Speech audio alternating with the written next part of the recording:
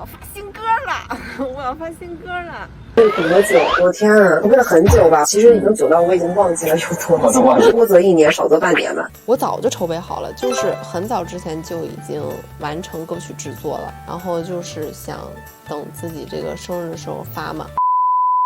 以下从个人的观点以及对预言的一部分了解，解释他在 Who 里面运用的元素引起的一些争议，以及剖析 Who 的主要故事设定。此影片将会采用一些例子比对说明，无意冒犯。首先，我们谈到的是 MV 概念设计相似性的争议，以下是2个作品的概念解说。接下来，我们来谈场景的设定。我们先来看看2个 MV 的第一幕和最后一幕。整个 MV 的设定是以循序渐进的方式呈现，因此我们可以看到，从 MV 第一幕女主角在猫头鹰监视下被追捕，到最后一幕女主角摆脱了作为祭品的命运而成为女王。对比 INVU，MV 侧重于叙述自己的过去，并以开灯、关灯贯穿 MV 的开场与结尾。镜头切换到 MV 的第2个场景，反乌托邦祭坛。黑衣人把主角捕获后，便把他关在监狱里。这时我们可以看到，环绕着主角是一群键盘侠在对他施行言语攻击，而他们身后的监视者才是真正的幕后玩家，操控舆论风向，颠倒黑白是非。这短短的2年时间，预言所经历的事情，用风言风语作为形容，不得已奉陪应对，接收大量恶意。因为什么说这首歌是我呢？就是因为我会把自己的一些经历，然后写进去，然后把这首歌更增加一些真实色彩。然后我的经历是，人生经历嘛，我觉得不可复制。这个肯定每个人都有每个人的人生，然后每个人也有每个人不一样的想法，所以我就把我的经历写了进去。来到 MV 的第3个场景，黑暗中的深渊。在 Who 当中，深渊代表着主角内心里的挣扎，水面上投影的影子象征着他不同的负面情绪。最后通过女王的能量，主角找回了自己，走出黑暗。赐予主角力量的光之门，光是月亮的光。下面为大家说明预言和月亮是不可分离。月亮的吧，因为我觉得月亮很好看，所以我很喜欢月光的感觉。月亮的吧，因为我特别喜欢月亮。而后的月亮纹身带有月亮元素的个人工作室的商标。他也喜欢在自己的作品运用月亮当背景，例如他在24岁的生日时送给粉丝的礼物、杂志作品、2020年10月发布的绘画作品以及工作拍摄作品，都能看见月亮的元素。在深渊的世界，绑了长辫子的预言穿着一条红色裙子躺坐在月亮前。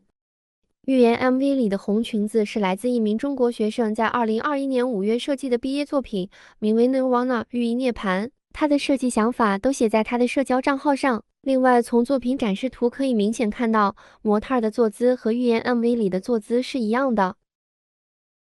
在这之前，预言就已经做过好几次的长辫子造型，其中包括他在2020年8月的斯芬克斯 MV 拍摄。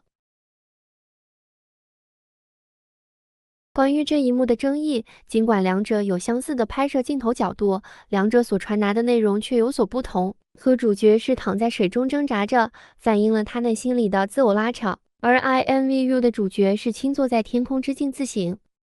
森林中，迷失自我的主角在跌跌撞撞地寻找自我的出路，当时偶然发现自己原本的真身女王。曾经被遗忘的理想。这一幕主角手中的光点也引发了一些争议。然而，会中这些光粒子被赋予的是引导的作用，带领祭坛少女走向女王。对比 INVU， 那些光点是主角鼓掌间的星辰，用以召唤出8颗星球，把自己死去的爱人化为猎户座。接下来，影片将会进一步解释光粒子对于预言的意义。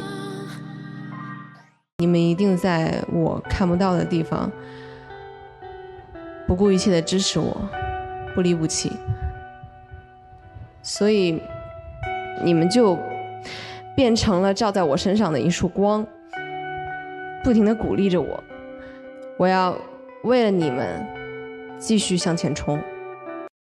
从图中我们可以看见，预言在 MV 中森林这个场景使用的妆容其实类似于他在2021年11月杂志拍摄的妆容，并且出自于同一个妆发老师。这一位妆发老师擅长使用 UV 滴胶创作技术。我们细看这里的耳饰，它的材质正是滴胶质料，不是金属饰品。下面将会为大家展示预言过去公开场合和作品佩戴过的耳饰，还有分享一些来自不同国家的明星佩戴过的耳饰款式。来到 MV 的第4个场景，女王的宫殿。女王是 W 世界的主人，她希望被控制的祭坛少女能够突破束缚，回到本该属于她的女王位置。女王的眼泪化成流星坠落，炸毁了那个压迫和控制自己的反乌托邦世界。最终，祭坛少女蜕变成为女王。至于 MV 里的角色争议，两者之间的角色设定明显是不一样的。在婚里面，预言扮演的是蜕变成女王的祭坛少女，而 INVU 的角色设定是古希腊神话的月亮女神奥尔塔马斯。由于 Fu 的角色设定是女王，用宫殿当作背景是很合理的。此外，图中显示女王的角色设定、宫殿风格以及舞伴服饰是按照早在2021年10月22提及的 MV 拍摄概念所决定的。针对许多人认为有争议的泪钻妆容，这其实是预言所惯用的妆发。下面将会为大家展示预言过去公开场合和作品使用过的泪钻妆。可以看见预言曾多次使用泪钻妆，其中包括个人舞台首秀、杂志作品、团体舞台、活动拍摄，甚至在青春有你2比赛的公园舞台等等。还有分享一些来自不同国家的明星使用过的泪钻妆容例子。除了泪钻，预言也曾在2020年8月的团体 MV 作品《斯芬克斯》尝试过纯钻。预言钻石纯这个话题还因此上了微博第19位热搜。MV 中爆炸的此桥段也是许多人认为具争议的元素之一。然而，这场爆炸对 Who MV 的故事情节具有不可缺的重要性，代表对原先压迫力量的推翻与摧毁。成功蜕变成女王的祭坛少女，为帮助更多与她相同被祭祀的人逃脱，而用自身力量炸毁了反乌托邦世界。我推翻了这个世界，打碎了这个世界，我把这个祭坛我给炸了，所以后面有废墟。因为我把它给炸了，所以它才有废墟这种东西的产生。就是别人所说的沙漠，它不是沙漠，它是废墟。因为我把它给炸了，所以它全都报废了，就它后面有火。炸毁祭坛的眼泪其实是一个抽象的象征，代表他所有的辛酸、委屈、气愤等一切的复杂情绪。至于 MV 里的运镜争议，这是一个非常常见的剪接手法，只要搜索瞳孔转场，就能看见多达300万以上个搜寻结果。下面将会为大家提供一些使用瞳孔转场的 MV 例子。从图中我们可以看到反乌托邦祭坛的建筑设计是倒三角形状，寓意着被颠覆的世界。简单来说，你现在认为对的观点，5年后有可能会变成错的观点，到时你就成了众人眼中的罪人。